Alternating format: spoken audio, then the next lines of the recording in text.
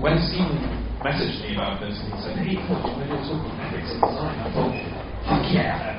Excuse me, whenever I get passionate, I use passionate language, so I swear, very sorry, I'm trying to keep it down. Now, I work for Lloyds.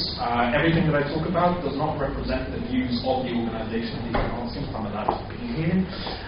Also, because I kind of threw this together based on what I do for a living, conversations with fellow designers and friends, consider this a bit of a warm-up act for the two other speakers who are way better at this than me. So, not statistics, views, and... but let me start with a story. About 3 years ago, almost 3 years ago, I was looking forward to this.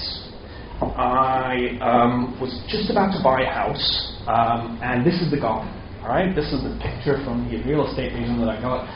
And having lived in Hackney, which is fantastic, super, super stylish and hipster and everything, but I did not have a garden. I was really excited. And so I was going to wake up.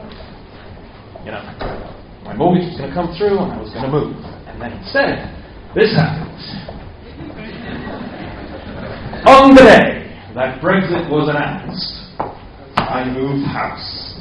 Now, for those of you that don't know me, I'm Austrian, born to Czech parents. When Theresa May said, citizens of the world are citizens of nowhere, she was talking about me. Thank you, Mrs. May, I disagree. And probably quite a few in the audience as well. So, how did we get to this? And that's why I got excited about the ethics of design. So, let me start with something else. This morning, we all have one of these. I woke up to an alarm on my mobile. I then obviously checked my notifications, as probably all of you do as well.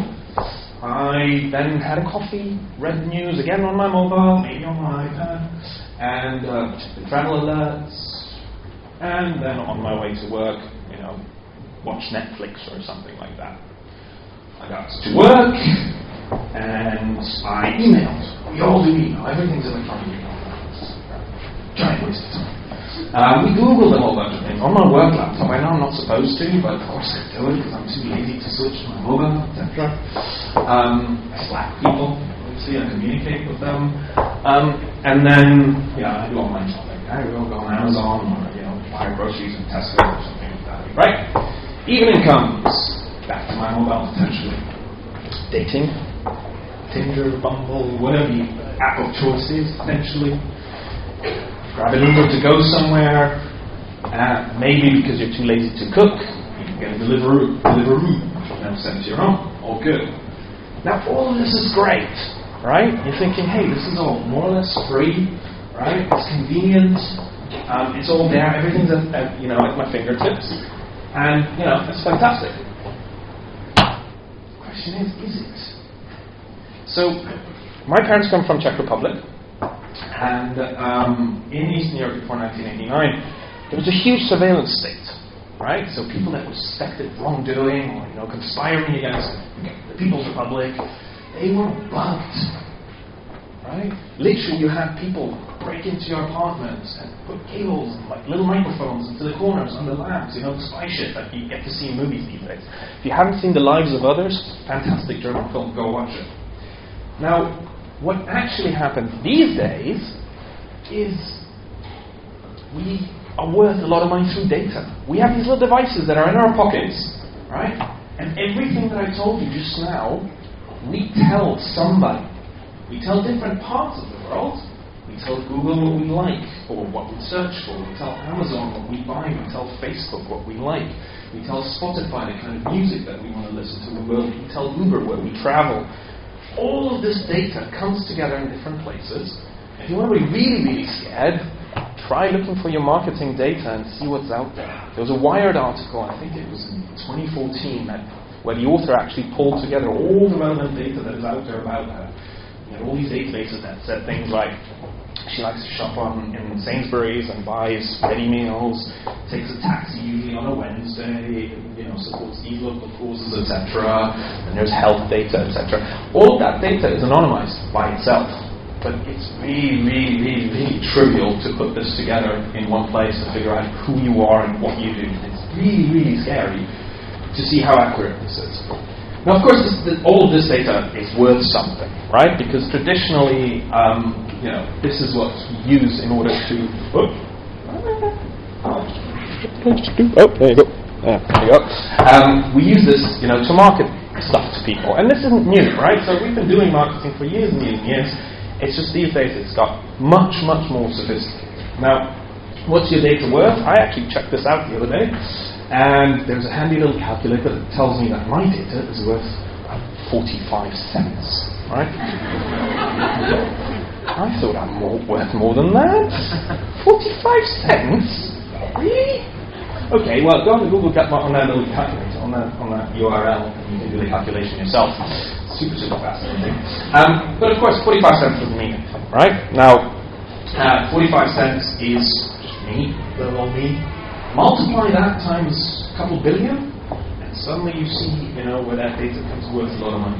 Combine that with what you do as a human based on that data, and again, that data becomes very, very, very, very valuable.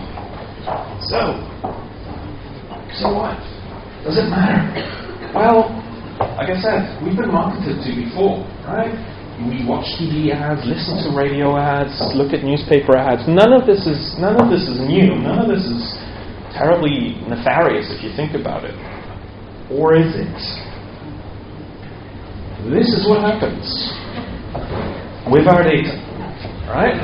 Like, when Brexit was announced, nobody thought this was possible. If you haven't watched the Channel 4 Brexit movie, go watch it. One of the insinuations, and of course it's a dramatization of events, but one of the insinuations of the film is that Brexit and the way they use data, Cambridge Analytica and everything, that was a trial run for the much bigger prize, which is that guy on the right there. Right? And that is the reality of what is happening with data. Right? And that is the reality of what is happening with technology and when you design technology and how it influences the world. It's not just what it used to be, a little bit of marketing, hey, buy some Nike shoes instead of Adidas. No, it's actually this kind of stuff that is happening, and you guys are at the center of it all. So, what should you do? Right? You're thinking, well, I don't know, I don't work for Cambridge Analytica.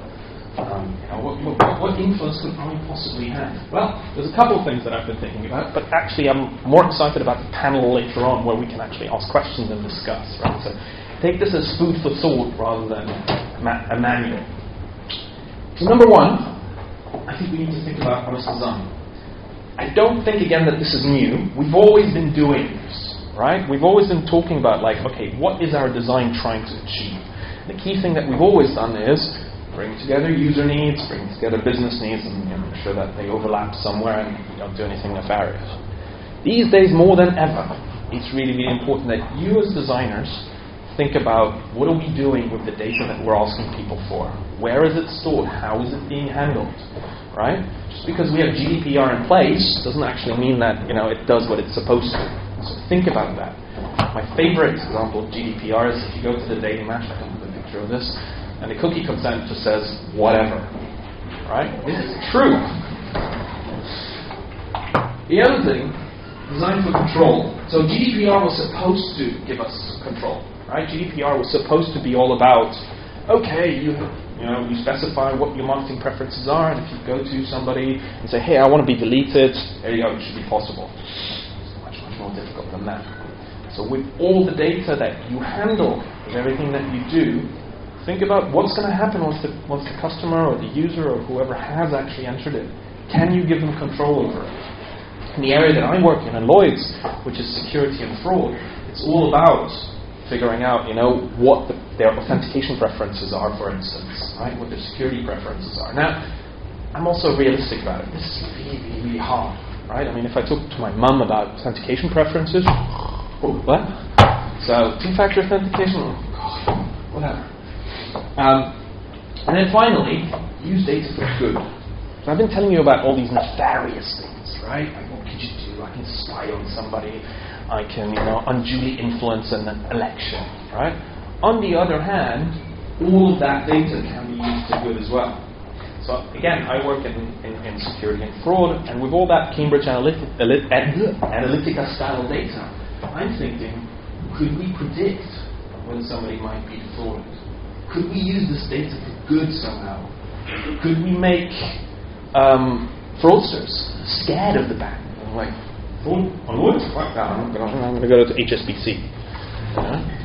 Don't know. Use the data for good if you can. So, is that easy? Well, of course it isn't. On the other hand, it's bloody worth it. And that's where I leave. Thank you very much.